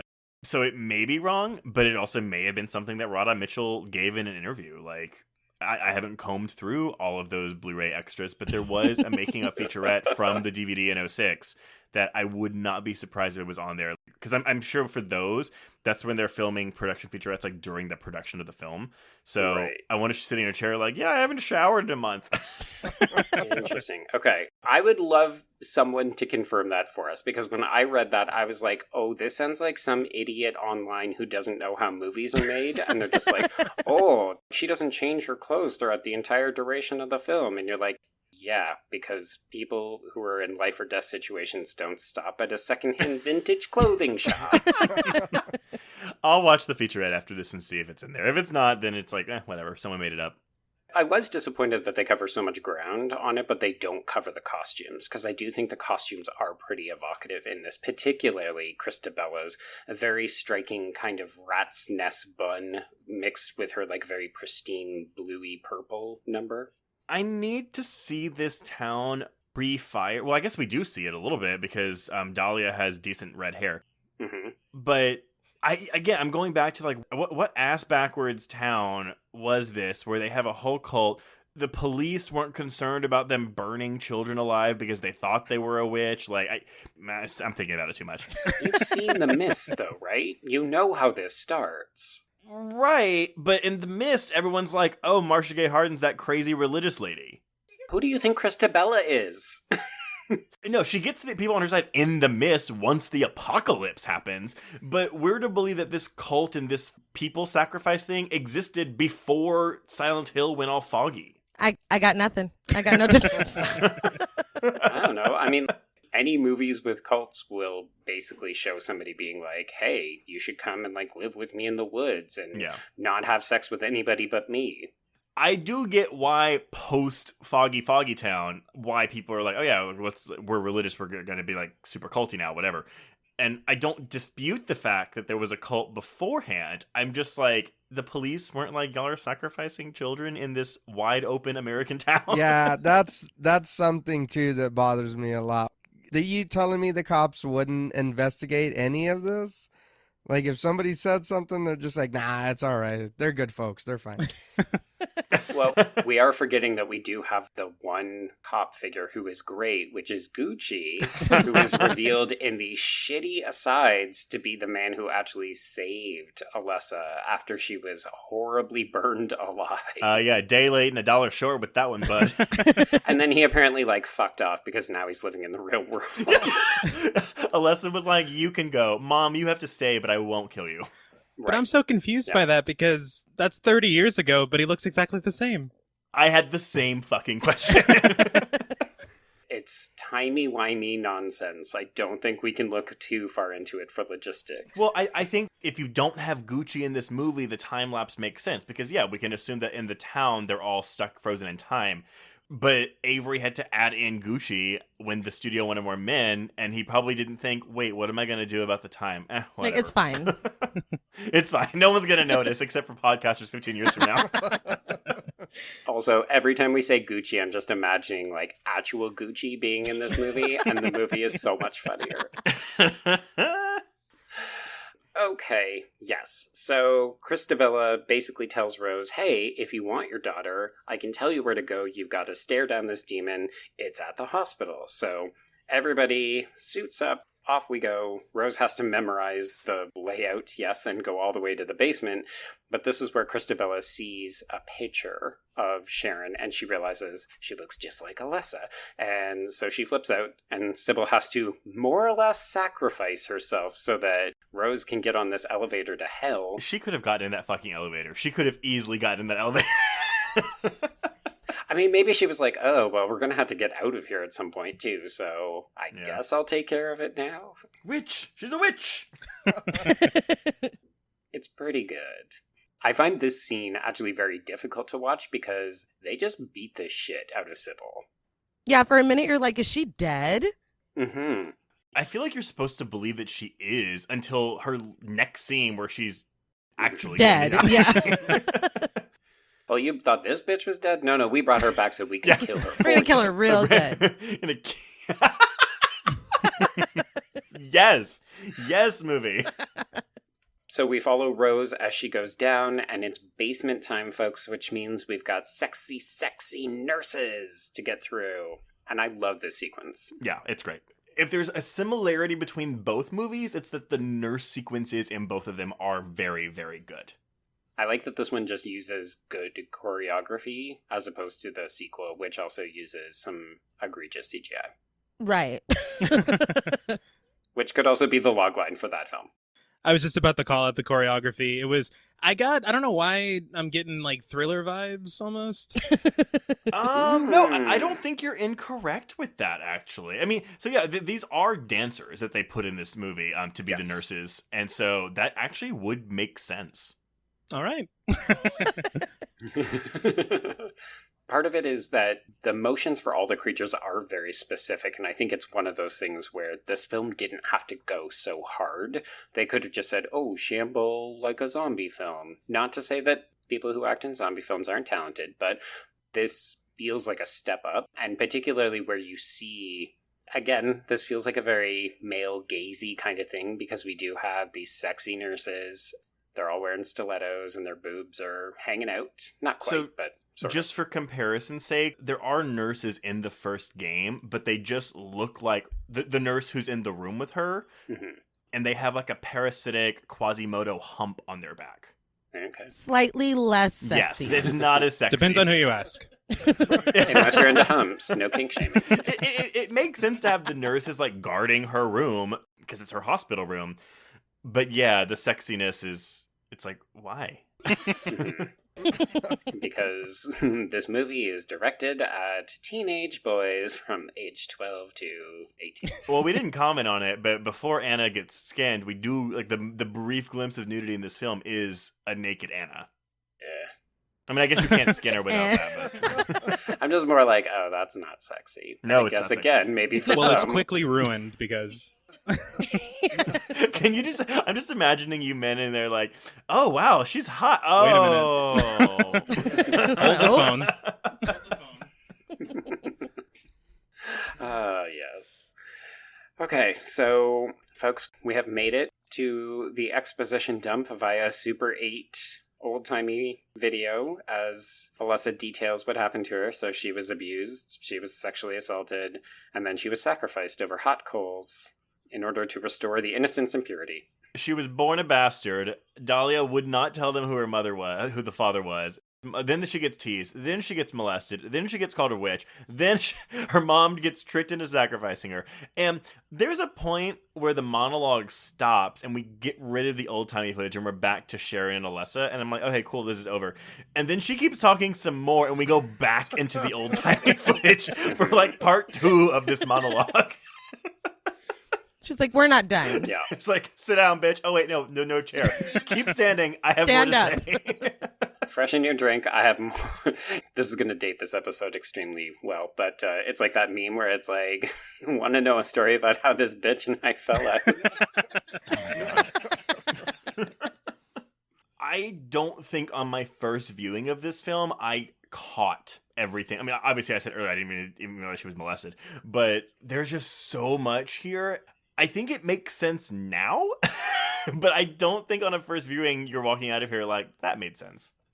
Yeah, I didn't understand where the demon kind of came in, because there's talk at one point where she's in the hospital and her anger and her rage started to manifest itself. And this is where we see the nurse walk in and like the flowers have wilted. And I thought it's her hate and her anger that has caused all this. And then it's like, oh, and also there's this like hot topic bitch over in the corner who wants to like get in with her. And it's just like, wait, where did that come from? I think the thing that got me, the second time it made a lot more sense. But the first time it was like, whenever Dark Alessa was like, well, I'm the dark version. And Rose is like, well, then who's that? And she's like, well, that's Alessa. And then Rose is like, okay, well, then who's Sharon? Is that my daughter? And Dark Alessa's like, you would think that, but no. Well, that's her. Let me consult my glossary. Yeah, I'm like, what the fuck? Can you draw a picture? Yeah, a family tree would be very helpful. Indeed, yes. Why did we include that in like all of this exposition? Like, here, I've got a flow chart. Let me just pull it down on the wall. Oh yeah, like urban legend. Like, let me give a visual aid and have this slideshow going on. Yes. No, you're right though, because the whole concept is so Alessa that's in the bed who's burnt to a crisp. She is a physical human being. Mm-hmm. Dark Alessa is either a demon or a manifestation of it's her dark side, whatever, that has been physicaled somehow. But the goodness in her, the innocence in her, split into Sharon, who was then whisked out of Silent Hills into an orphanage. Okay, I think it's the inclusion of the burnt up Alessa that's like, wait, so if the soul split in two, how is this burn bitch still there? Yeah, and the problem is, too, is, like, even when we get to the climax and there's, like, that stunning reveal, it's not Dark Alessa who comes out of the pit. It's fucking burnt Alessa. Well, they both do. The burnt one floats up, but then the dark one is, like, crawling out of the pit as Christabella is getting bisected. So it also was like, okay, so wait, is Sharon not a real person? I don't know. I don't know. Someone explain it. It's why she sometimes struggles with her language and just has to go silent hill, silent hill. It all makes sense now. Yeah, she's just working out the kinks. We've solved it. There you go. So good. So good. So this exposition dump is basically just a cue that, okay, if you want to save Sharon, then you have to deal with this cult, and that means getting revenge on Christabella, who has already scooped up Sharon and is prepared to, like, kill basically anybody that she doesn't like. So that's where we're at. I think, though, that's where Dahlia's mentioned earlier, where she goes, like, vengeance wakes evil or whatever, like, make your choice. I do think that's why the end of the movie ends the way it does, because they do choose vengeance, which essentially traps them in the town. Right. Or the world. That's what I think. Anyway. But again, open to interpretation. Thank you. They basically let go of their good selves in a way, right? By committing these violent acts or allowing them. Yeah. Basically, Rose submitting to Dark Alessa and letting her... Because Alessa says, like, I cannot get in that church. Their spells or their conviction, their beliefs repel me. But if I go inside your body, I can get in. So make your choice. I guess they didn't have time for that bit of dialogue because we just spent 10 minutes with her exposition. But that's how I read it, yeah. So because Rose is like, fuck yeah, let's kill these people, that's essentially what dooms them to be trapped in this world. What I don't understand is why it extends to the rest of the world and not just Silent Hill, but I digress. Because it doesn't make as interesting an ending, I guess. No, it doesn't, I guess. All right, well, let's get to the stunning finale. So we've got poor Sybil burned to death on this German ladder. It's rough. I don't love the CGI burning on her face, but it's still a brutal And death. her performance. Mm-hmm.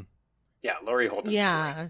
Well, yeah, and she's sitting there like, don't. I think she even tells her, "Don't look" or something. Like, again, even up until her dying breath, she still cares about this child. And The not MVP. herself. See, and that's what sucks is I've grown so much to like her now, and it's like I have to watch you have the most brutal death. Yes. That's actually why I like this movie as much as I do. It introduces a character we don't like, it makes us like her, and then gives her the worst death. That is mean shit, and I like it. Rude. Yes, indeed. Again, it still boggles my mind that this was a studio film with $50 million, this kind of subject matter that made almost $50 million, opened at number 1 with $20 million in 2006. Like, people went to go see this, and I'm shocked but happy about it. Yeah, I can just imagine, like, mom and dad walking out of this movie. Hey, remember that point where that, like, religious lady got skinned? And then that other, like, hot lesbian lady just got burned alive? And then that other religious lady got raped with barbed wire? Yeah. Good times. It was awesome. I will say, though, if you read Sybil as a lesbian or queer-coded, it does then extra suck that she is, like, also brutally killed. I actually do read it that way. I honestly would have preferred it if it was explicitly stated that she was a lesbian, and that added to the reasoning behind her demise. Development? Okay. Character development, but also the reasoning behind the demise. Because while, yes, it sucks that it's burying your gays, like we're killing a lesbian because she's a lesbian, given what this cult is, it would have made sense. The sin and purity, yeah. Yeah, and so I actually think that would have added an extra layer of it, too. Or if it was explicitly stated that she was a lesbian, but they didn't care about that. They only cared about her being a witch, which would then be a nice commentary on, it's okay that you're a lesbian. That's not a sin. We're just killing you for other reasons. Because you're a witch. Lesbian good, witch bad. Got it. I laugh because it's uncomfortable. What else can you do? I understand that, like, I mean, people might not share the same sentiment where it's like, no, I don't want that, because then it's like persecution of gays, blah, blah, blah. But I'm always of the mindset where it's like, yeah, but that happens. Like, that's really what happens. And so I think that, I mean, even going back to It Chapter 2 opening where it's like, it's upsetting to see a gay bashing, but like, I feel like it's necessary to show people, yeah, this is what we as queer folk have to deal with sometimes. And granted, we're not being burned at the stake. Well, nope, sometimes we are being burned at the stake. Yep. So, just depends. Yeah. Depends what day of the week it is and where you live. Yeah. Right. Well, I agree not only with that commentary, but the fact that this cult is not above burning a child for being a quote unquote bastard and molested. Like, I mean, you can just add homophobia to that list. I mean, they're already fucking monsters. Absolutely. Yeah, it really is that, like, they view her as more of a monster after being molested. Like, there's no commentary on the janitor at all, except that it's like Alessa that makes him the monster. Right. Well, and I think it comes back to that line that you said earlier, Trace, where there does seem to be this weird undercurrent of classism about we're in a small town and we don't trust big city folks. I do think that part of this is that they've treated Silent Hill like a closed community where they've allowed their hatred and possibly their homophobia and their misogyny to just like run rampant and say like, you have to live by our rules or we will literally burn you in our fucking church. Like, let's not forget, this is a church that they are doing all of this in. This is very much a commentary about, like, organized religion. Well, and given that the special effects guy was the main guy on Hellraiser 3, which also features a blasphemous church scene, I kind of like that parallel. I still kind of would have preferred the games of, like, oh, like, no, they're an evil cult worshiping an evil deity, and that's why they're... Like, I just prefer that as a thing instead of just like, oh, it's just really religious people, but whatever. You're like, oh, I want evil cult, I don't just want regular religion. Yeah, even their symbol was like 4 crucifixes. It's like Super Christ. It's like, what the fuck? You couldn't have figured something else out? Oh my god, spin-off movie, Super Christ. Well, it's also like, I mean, you know, so this, it's like they're just trying to kill her because they're trying to extinguish sin. I don't even think it's, do they think that it's gonna free them from the foggy town if they kill her? Is that also the idea in mind here? It's the impression I got. Okay, but it's not really stated. It's still just like, sin, burn the witch. Yeah. Okay, all right. Well, I think because they realized that they needed Rose to get the demon. But now that they've got the demon in Sharon, they can proceed and possibly break the curse. They send Rose to the demon because at the time they don't know that her daughter is Alessa, and she's like, I need to get out. So like, oh yeah, you can totally get out, but the demon has to let you out. So you have to go talk to this demon. That's the whole point of them going to the hospital in the first place. Super Christ. We're looking too close. We're just looking too close. I know. It doesn't matter. Let's just pretend we're Roger Avary and like smoke a bowl and like finish the screenplay up. Could you imagine? I do like that you reference Hellraiser 3 though, because that's literally what we get with this climax. It feels like a redux of the nightclub scene from Hellraiser 3, where it's just like, lock them doors, nobody's getting out of here alive. You're right. Actually, I didn't even put that together, but you're 100% right. So then we get the demise of Christabella, where she pleads to God that she will stay pure, and then she is violated by barbed wire and ripped to shreds. So I remember the barbed wire tearing her apart. I do not remember it molesting her. Mm-hmm. And oof. No, I think I gasped. I was like, oh shit. It's not something you see every day. I mean, there's something to be said, and again, this may be me being too sensitive, because I don't really know if I really think about it that much, but yeah, I mean, like, because it's a cast full of women, minus the two men, it's all women who are being, not tormented, well, it is tormented, but, like, abused. Like, we have a woman being skinned, we have a woman being burned alive, we have a woman being violated by barbed wire before being bisected, like, split in half by them. Mm-hmm. Whew! And it's men writing it.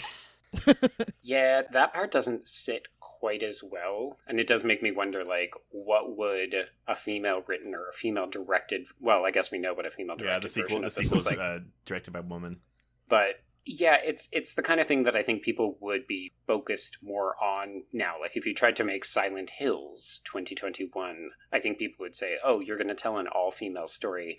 We're going to want a little bit more estrogen onto that set, please. Not just in the actresses. I do also think that the barbed wire situation was a little heavy-handed, because right before it happens, she says something like, Super Christ, please keep me pure. And then it happens, and you're like, oh, so she's not pure now. Yes. Well, now that you phrase it that way, I'm like, is this some kind of retribution for them? Yeah, or the sexual assault. Right. Exactly. Which is like, yikes. But then we're punishing, like, poor handling of a sexual assault with another sexual assault. Like, horror, yeah. Yeah, that's why it doesn't sit well with me. I'm on board with all of this, except for that particular moment. Like, I'm happy to see Christabella get ripped apart, because I think it's very cathartic and satisfying, but Absolutely. I don't like that. It's like, you don't have to do all just that. tear her in half. Rip her skin off. I didn't even think about that. JP's like, what the fuck are you all talking about? I mean, because I had forgotten, and then there's a really, like, a 2 or 3 second shot of just coming up between her legs, and we get a very extended shot of just her chest spraying blood everywhere before we finally get her split in half. I had forgot, too, about any of that. Yeah. Maybe we all just repressed traumatic visuals when we first saw it. Like, too much brain. We're My not brain keeping just that shut part. down. Yes. Because I didn't remember the stuff with Anna. Like, I remember that she gets killed by Pyramid Head, but I didn't remember that there was, like, nudity and skinning. See, the skinning is the one thing that I did remember from this movie. Oh, horror fans. The things we do to ourselves. But nevertheless, like, you know, barbed wire and vagina aside, this set piece is awesome, and I do love the image of Dark Alessa, like, dancing under the rain of blood of Christabella. That's fantastic. Yeah. Mm-hmm. She's like, hell yes. This is my jam. I love this song.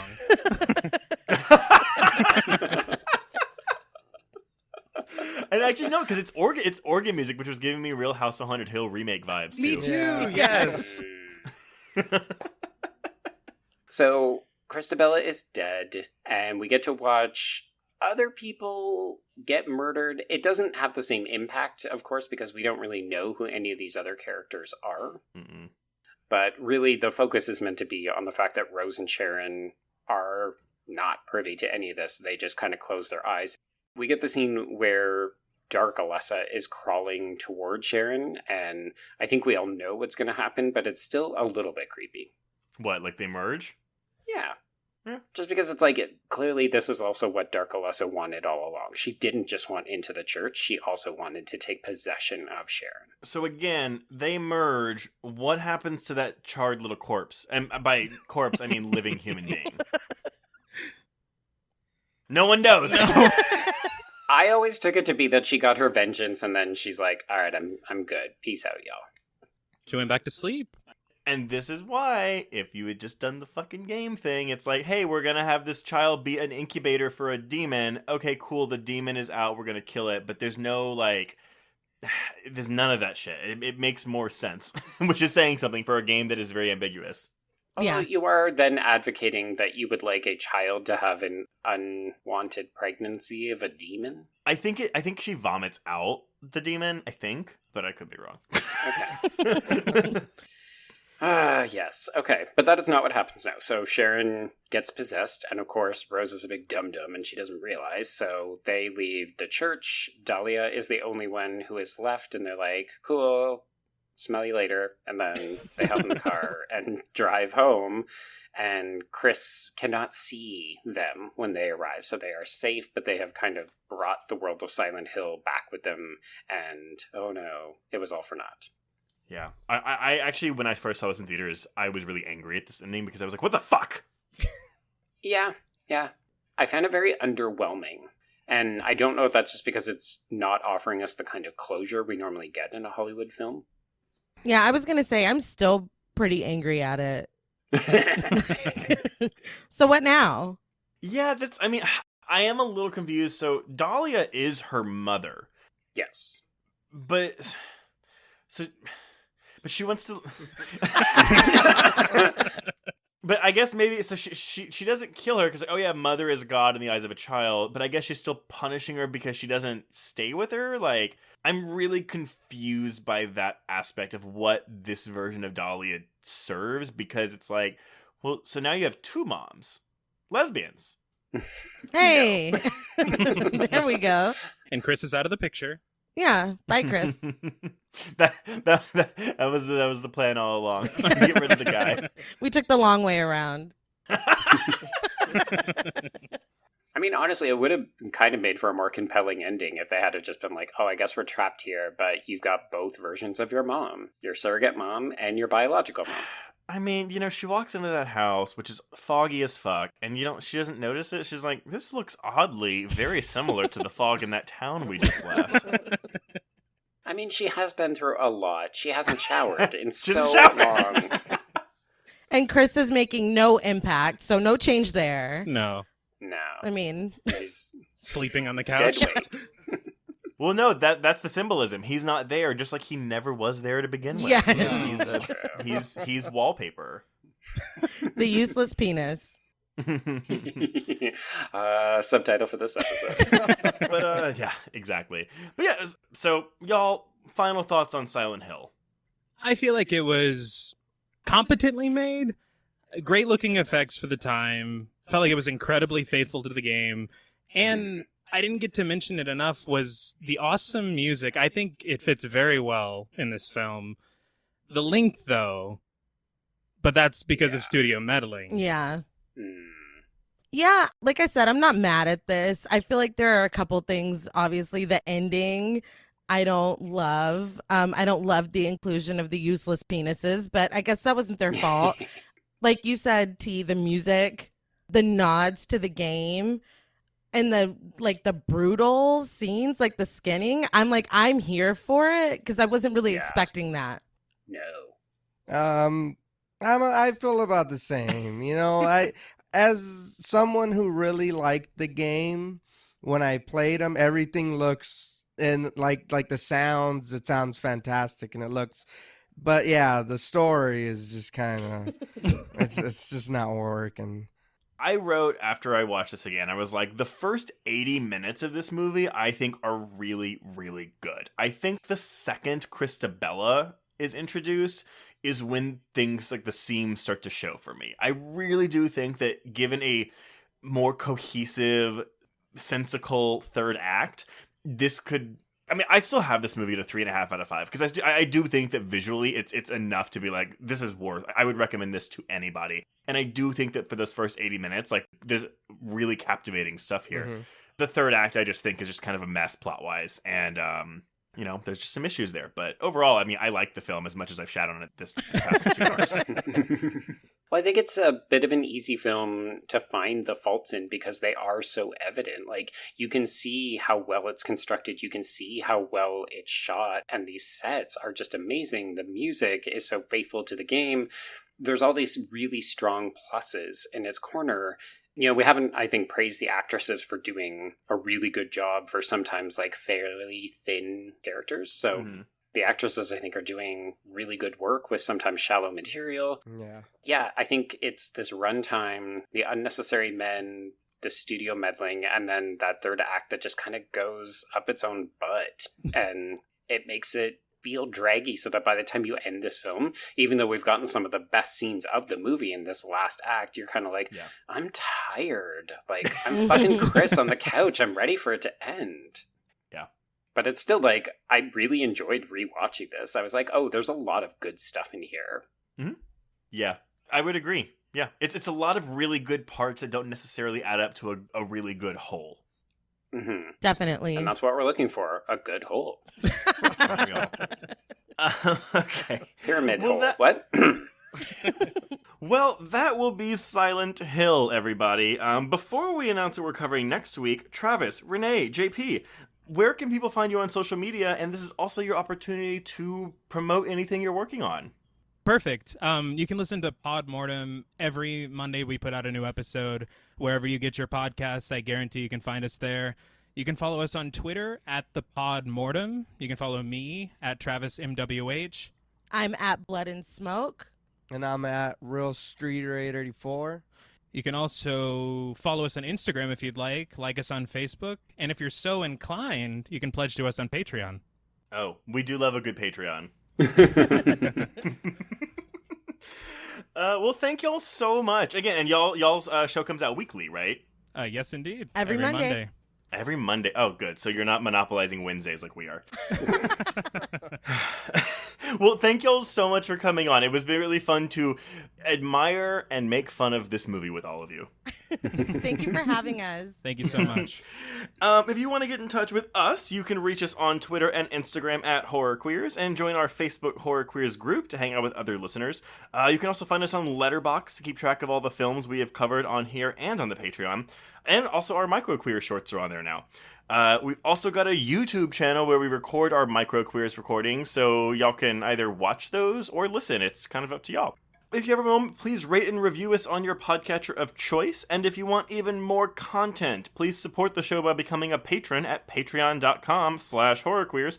This month, well, we're towards the end of it, so this joke's probably getting old, but test your might with episodes on both Mortal Kombat movies, old and new, plus other episodes on Monster Hunter, a Sundance and South by Southwest Film Festival recap, and a discussion of jump scares in horror films, be they lazy or good, or other things.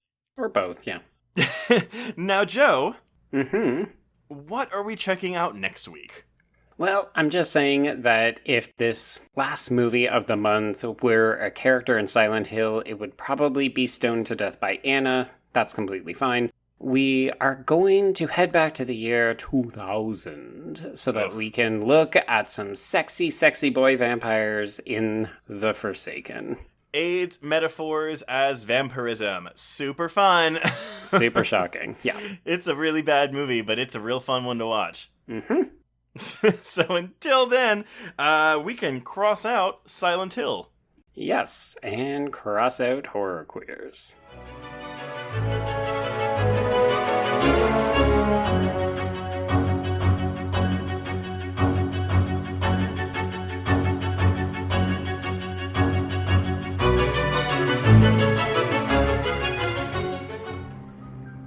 You've made it to the end of another bloody, disgusting podcast. Congratulations. If you like our programming, consider searching for other bloody, disgusting podcasts, such as Creepy, Horror Queers, The Boo Crew, SCP Archives, Nightlight, Margaret's Garden, Nightmare on Film Street, and more. It was late in the afternoon when the professor and I took our way towards the east, whence I knew Jonathan was coming. Jonathan Harker has asked me to note this, as he says he is hardly equal to the task, and he wants an exact record kept. Dear Madam Mina, I have read your husband's so wonderful diary. Strange and terrible as it is true. I will pledge my life on it. God preserve my sanity, for to this I am reduced. Safety and the assurance of safety are things of the past. I am in hopes that I shall see more of you at Castle Dracula.